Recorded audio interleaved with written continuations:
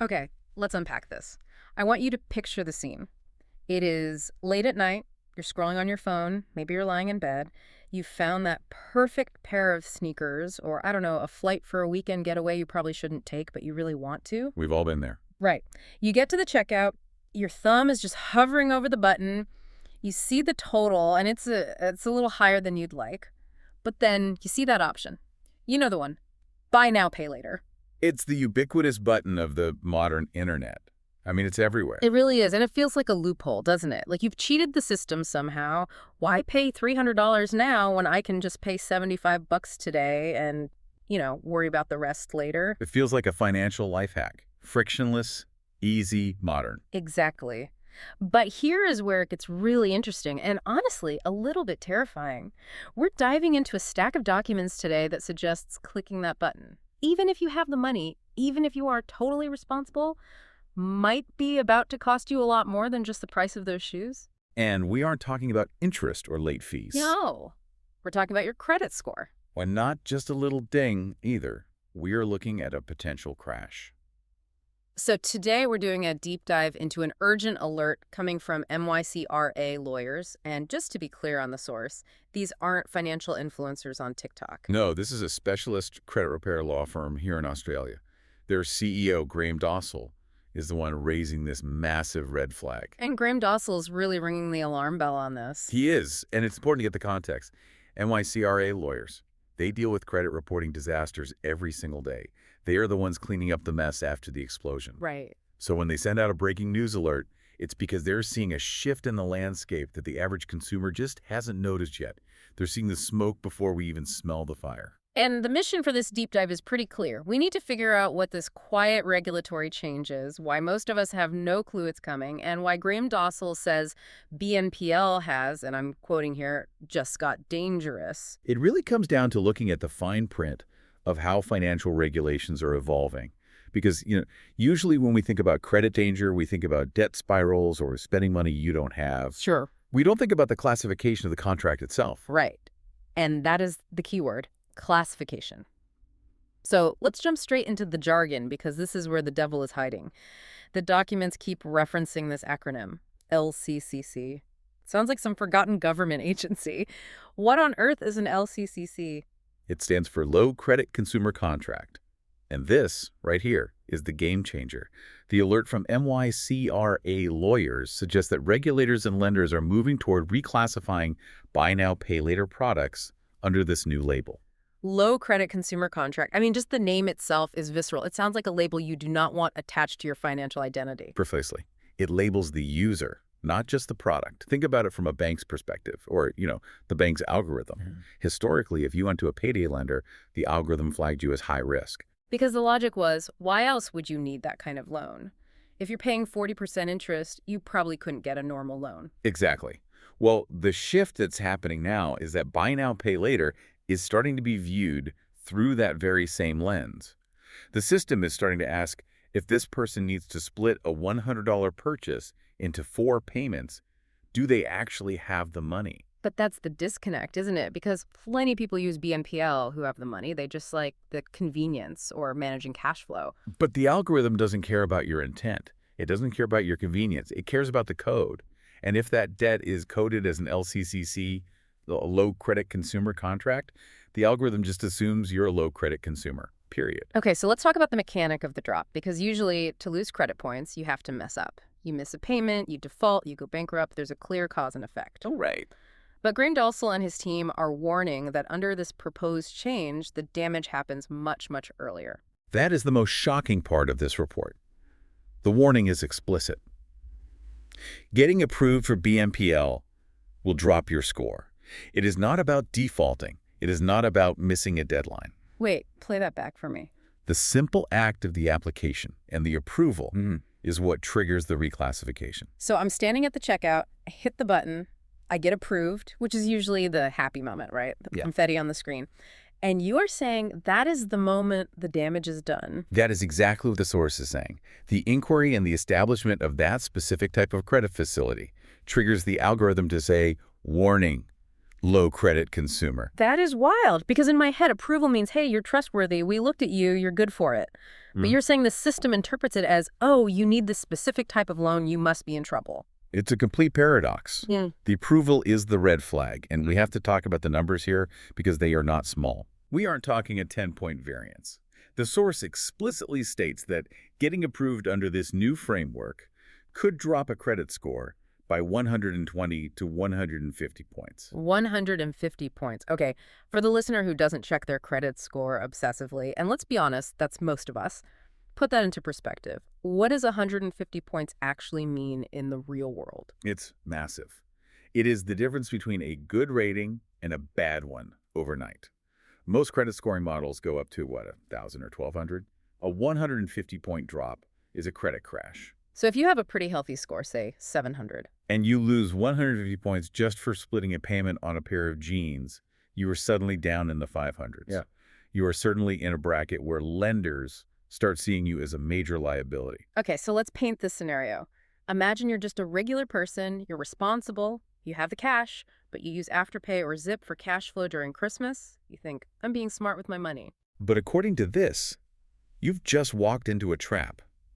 And that's the right word for it, because the system is quietly changing the classification of these loans.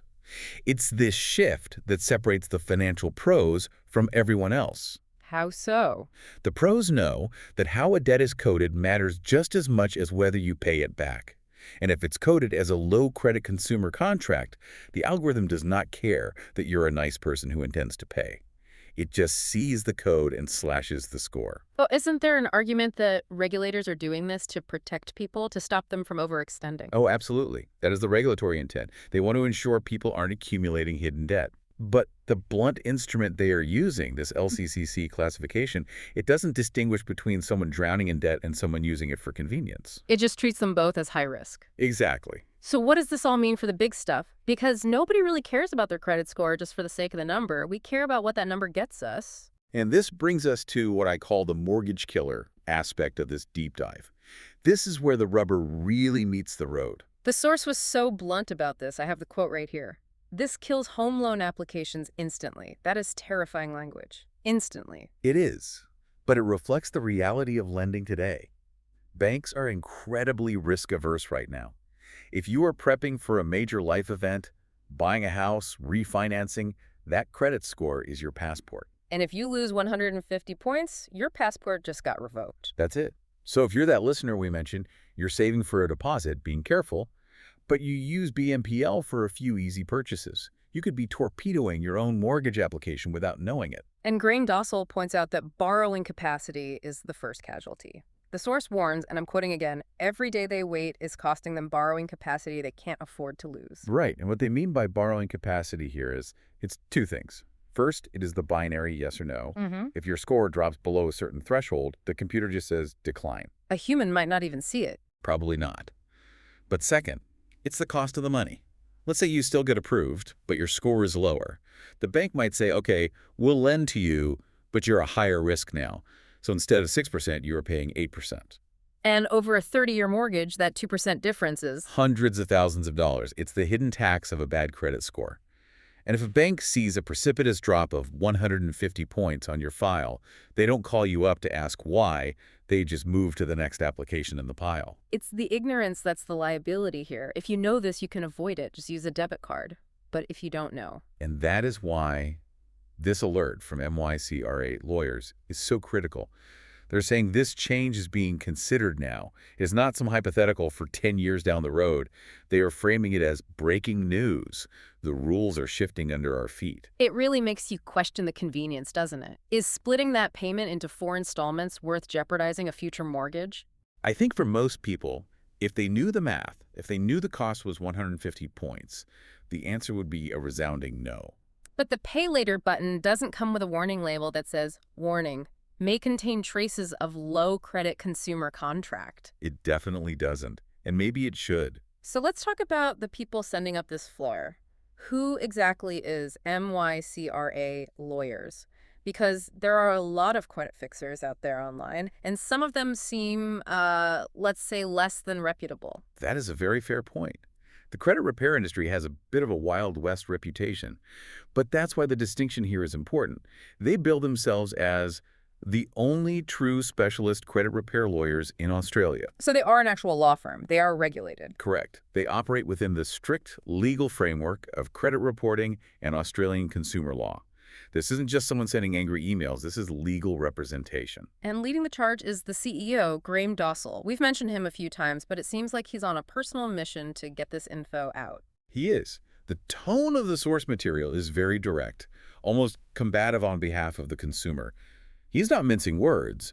He's saying, your clients are counting on you to know this stuff. And they provided a specific way to get in touch if people are already in this mess. I want to read this out exactly because if you're listening and your stomach just dropped, maybe you're realizing you have 5 active BNPL accounts right now, you might need this. The number is 1300-667-21-ACE. Right. And the philosophy Graham Dossel pushes is that knowledge is power, and in this case, it's also safety. You can't fix a problem you can't see. The first step is knowing what's actually on your credit report and why it's there.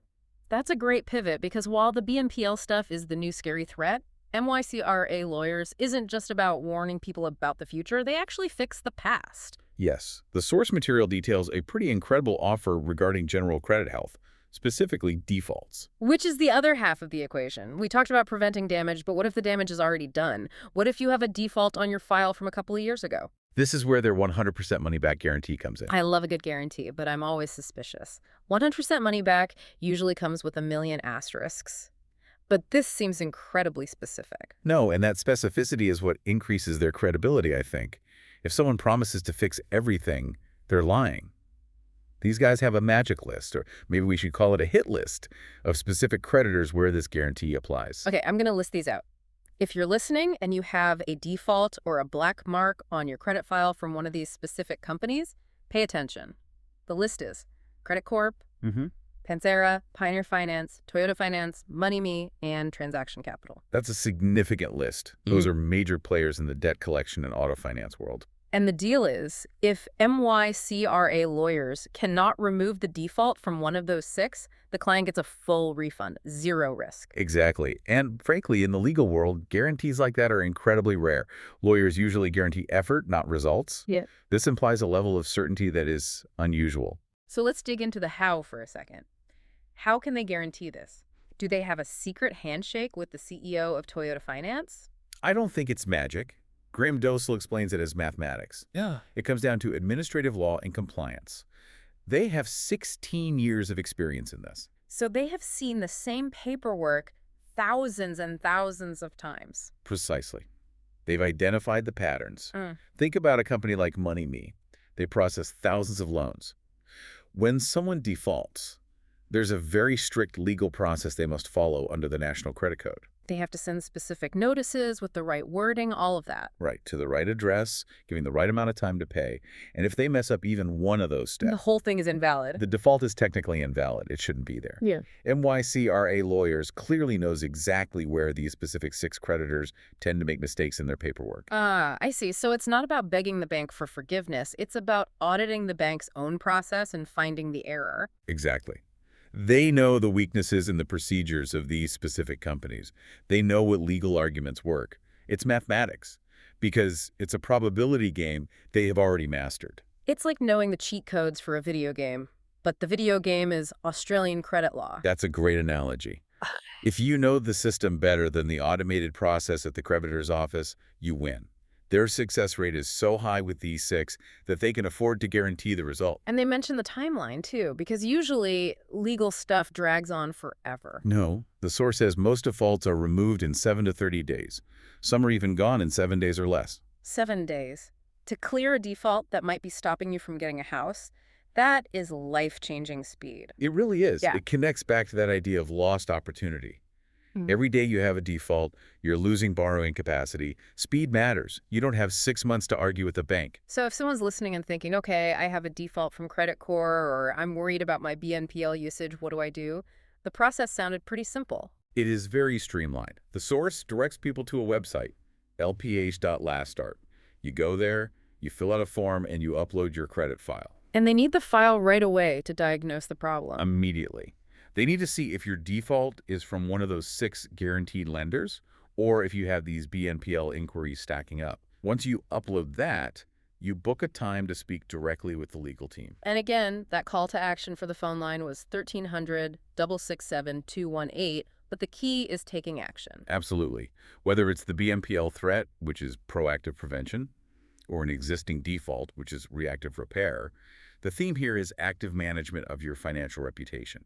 You can't just drift and hope the banks will be nice. No, the banks are machines. And as we just learned, the machine is getting a software update that might hurt us. And if we connect this all back, it's really a story about the changing nature of debt. On one hand, you have new easy debt, like BNPL, becoming dangerous. Right, through this LCCC classification. And on the other hand, you have old, bad debt-like defaults that can actually be cleaned up if you have the right legal help. It's a bit of a paradox. The new fun tech might ruin you, and the scary old legal problem might actually be fixable. That's the irony of the modern financial landscape. So, to synthesize everything we've covered, we started with this shocking revelation from Graham Dossel and MyCRA lawyers. The buy now, pay later landscape is shifting. Regulators are looking at the Low Credit Consumer Contract, or LCCC. And the key takeaway there is that mere approval could trigger a 120 to 150 point drop in your credit score. That's a mortgage killer. It's a silent threat. But we also have a lifeline. If you're already in trouble with defaults, especially with those big 6 credit core, Panthera, Pioneer, Toyota, MoneyMe, Transaction Capital, there is a 100% money-back guarantee solution available. Right. And I think the final warning here is to remember that the BNPL change is described as a proposed shift. That makes it even trickier. The rules of the game are changing while we are playing it. Ignorance is not a defense, it's just a vulnerability. It really makes you think about the gamification of finance. We have turned spending money into this frictionless one-click experience. It feels like a game. But when a buy now button becomes a credit trap, how do we redefine what it means to be a responsible consumer? That is the question. Being responsible used to just mean paying on time. Now, it might mean refusing to participate in the convenience economy altogether, just to protect your score. The bar for financial literacy just got set a lot higher. It's a lot to mull over. Next time you're at that checkout, maybe hesitate before you click. Ask yourself if the points drop is worth the convenience. Check the fine print, always, and check your credit file. Thanks for joining us on this deep dive. Stay curious, stay informed, and watch your credit score. See you next time.